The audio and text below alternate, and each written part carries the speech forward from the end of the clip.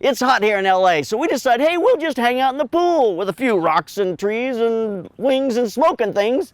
But hey, we're gonna teach you the principle on how to high-speed sync your camera with an 800 watt second pack and head system. Great thing to know. We're excited about our first ever photo contest here at the Slanted Lens. On August 18th, you can post your images. The image with the most likes on August 31st wins a Tamron 35mm 1.8 lens. So get over to theslanteдлens.com/giveaways or our Facebook page to get all the details.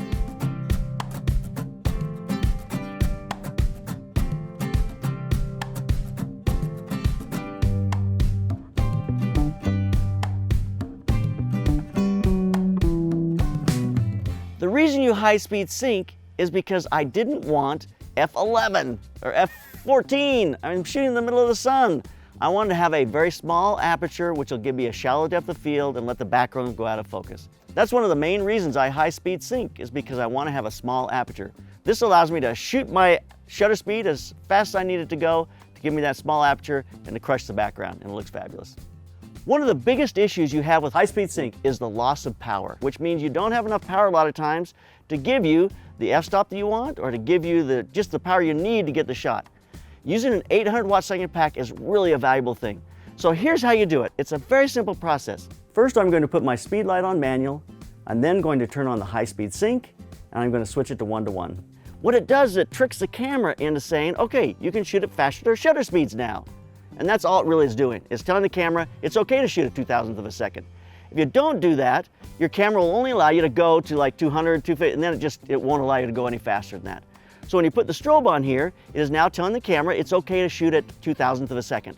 Now my Speedlight becomes the trigger method for my strobes. This is an old way of doing this. I simply set my strobes on slave, which means when they see an influx in light, they go off. And then I take this and I did it exactly like this. I pointed this away from my subject, so it's flashing this direction. I got a little bit of fill on her, but not very much. And it fired my pack, which I have here on the camera right side. So when that pack goes off, now with the slaves on the other strobes on the setup here, it sets those off. The hard thing about doing this in sunlight is sometimes it's hard to get your pack, the slave on the pack, to see the change in light from the strobe.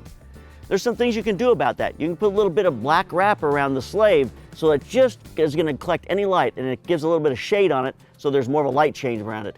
That helps. Certainly as you point it towards the strobe that's going off, it's going to be more likely to go off.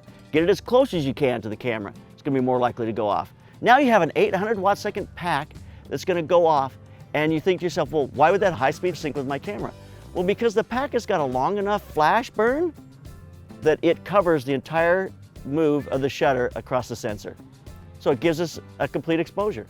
And that gives you a lot of power, but I was high speed syncing at 2,000th of a second to get rid of the sunshine around us so we could shoot this not in the middle of the night, even though it took us into the middle of the night to finish, but we could shoot in daylight and get rid of all of that ambient light on set.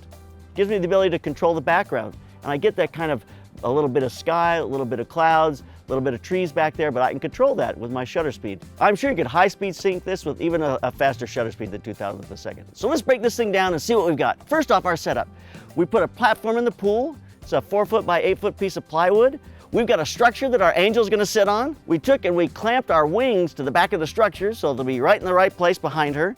We've got a bunch of plants that Julian got from Home Depot. And we've got fake rocks. In the background, I cut a bunch of branches off from the trees in the yard and just covered up the edge of the pool with those. We did stick one of our old rocks back there to kind of give it some kind of breakup in the background. So there's our kind of our setup. I told Julian, this is gonna be kind of simple. It's not a big deal. You know, a structure, a platform, a little bit of water. Julian's going, are you crazy? And it turned out to be a big deal. So now let's talk about our light. I really wanted to have a nice light from above, kind of this kind of ambient light from above, angel coming down. So we've got a large octodome above us. It gives us a nice, beautiful, soft light from above, but as she turns her head up, we get a nice highlight on her face. As she turns towards the camera, we get this kind of chiseled look on her face that I thought was really beautiful. And then we added a light from the camera, just a little bit of light on her face, maybe to open up the shadows just a bit. And then we brought in a refill card on the camera left side, then a fill card on the camera right side, kind of opened her up in the foreground. We then added one light directly from behind. It's going to light our smoke up, so we put that right behind her, so it's going to light our smoke up. The problem with smoke is it's basically a lighting tool. The more smoke you get on set, it reflects light and you have less density in your shadows. You have more open shadows. So as the smoke got brighter around her, it started opening her up and made her a lot more bright. As it got darker around her, it became a little more dense and we see a little heavier shadows. So smoke is that way. It changes in every shot. We shot this with 3 smoke machines. A smoke machine in the front through a chill box to give us smoke on the ground. A smoke machine on right and left to give us a nice background. The one on the camera left really did most of the work, gave us a nice background. We sent the smoke machine through a box fan. As you tilt that up and down, it just moves the smoke up and down. Gives you a nice painted background back there. So we got everything set up. We started to shoot. We'd only shot about 10 or 12 shots and all of a sudden all the power goes off. Someone had hit a power pole out on the street next to us and we had no power. We quickly brought in generators, got everything repatched and started shooting again. It was a bit of a setback, but we made it happen.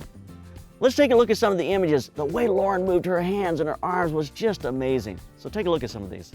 There's 3 people that really made this happen here. If it wasn't for Lauren Abraham, she was fabulous. She has a dance background, so the way she used her arms and her body was just incredible. I mean, that was fabulous and made the shot work. Also, Terry Groves of Makeup Magic, and she did a fabulous job. She did pale skin on her whole body and then some great eyelashes, just made this whole shot look fabulous. And last of all, my sweet wife, Julene, who always makes it happen. Wardrobe and other things. So there you have it. Those 3 people made it happen. So there's our setup and there's our lighting.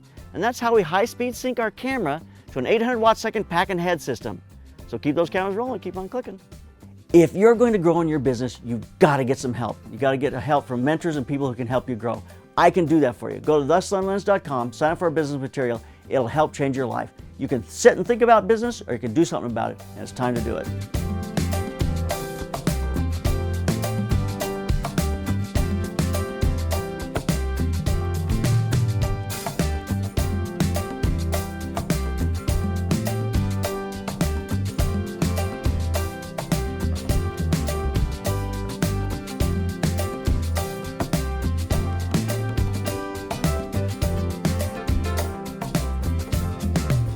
Subscribe to the Slanted Lens. Where do you get excitement like this? Only from the Slanted Lens. Subscribe. We want you. My mother subscribed. Why wouldn't you?